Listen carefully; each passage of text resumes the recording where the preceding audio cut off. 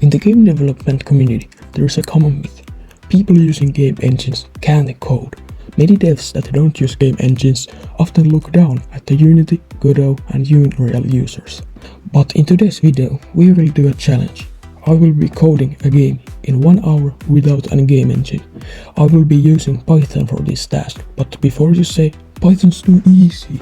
No, I will be using that Tkinter library, a library used for creating graphical user interfaces, such as those pop-up windows.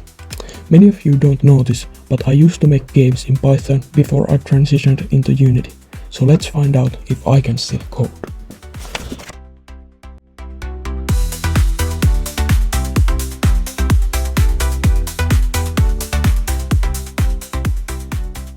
I started the challenge by choosing what the game would be about. After careful consideration, I landed on an infinite point-based game such as Flappy Bird or that no internet dinosaur game. The reason for my choice was that these types of games are easy to build and don't take a lot of time. Then I decided what the game would be about. I didn't have very creative ideas and the time was running out, so I made the game about apples. In the game, you are a basket trying to prevent apples from falling to the ground. The clock is still ticking, so let's start making the actual game. I started by drawing some sprites for the game, such as the basket and the apples. Then I started the quote-unquote hard task, coding. I created the window and canvas. Then I implemented the player and player movement.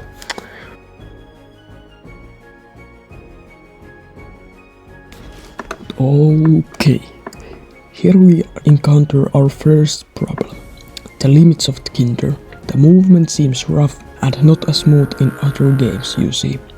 If I was using a game engine, there would probably be a handy component or class such as delta time to smooth things out.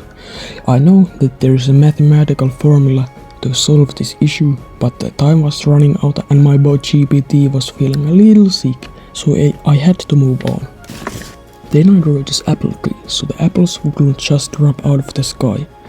When I was making the area where the apples could fall from, I decided to use this list of coordinates. It kinda looks like a vector. I miss you, Judith. After all that was done, the apples were spawning in the tree, and after a simple gravity function, the apples were falling from the tree. Now we can just catch them with our basket. Oh, they fall through us. Fuck.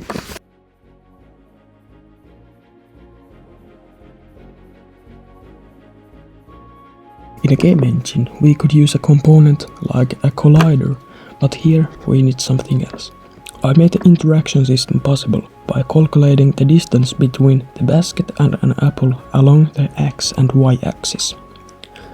If they were both less than the radius, I had decided that the apple would be deleted and you would get a point.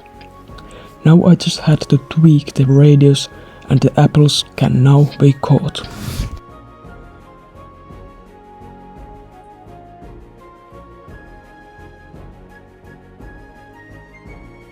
Then I made a variable that stores your lives. For now, you can see neither your score or lives, and the lives don't actually do anything, but no one cares. The point is that I added a mechanic where if you don't catch an apple and it falls to the ground, you lose a life. Somewhere in the dev process, I also added a rotten apple, and if you catch it, you guessed it, you lose a life.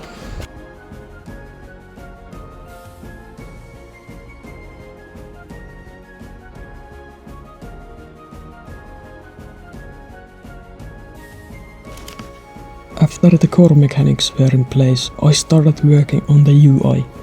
I drew this heart. Okay, I know it looks bad, but I was anxious about the time. Don't judge me. Another fun fact about real coding, at least in Tkinter, you can't scale or rotate objects, so if you want your basket to be bigger, you have to scale it up in your drawing software. And that's exactly what I had to do at the start of this challenge. But anyway, I added the hearts to the game, and now every time you miss an apple or catch a rotten one, you lose a heart. Then when you don't have any lives left, this text pops up, and looking back now, it doesn't look good at all and it doesn't fit, but I was in a hurry. Then I made the score text using Tkinter's built-in writing tools, and it looks ass. You might wonder, why didn't I just draw the score text like the game over text? The reason is that I have to modify the text as your score grows, so the text can't be pre-drawn. And drawing the score part and using Tkinter for the number would not make sense either. Then I would have this cute little text on the other side and this shitty ass default font right next to it. After I had a look at the timer, I realized that I didn't have much time left.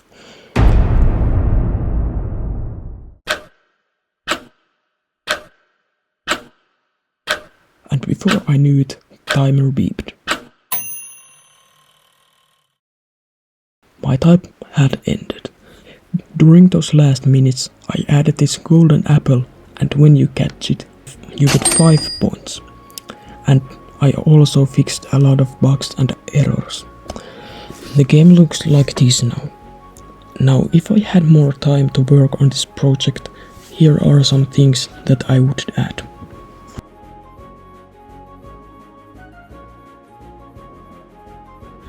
1.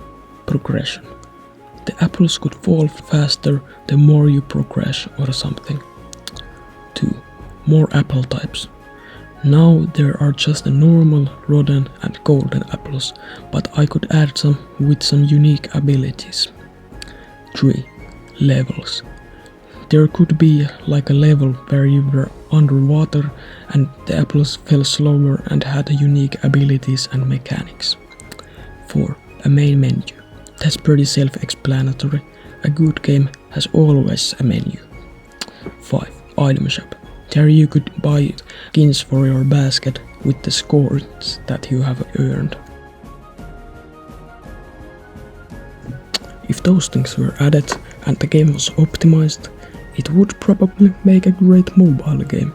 This game didn't have optimization, so if you have a fast computer, the apples will fall fast, and if you have a slow computer, the apples will fall slow. If I used the game engine, I could have just used something like a delta time, so the apples would fall at the same speeds on all computers. But that was it. Like and subscribe and like and go by there somewhere in the attic on itch.io, and we will see you probably in the future.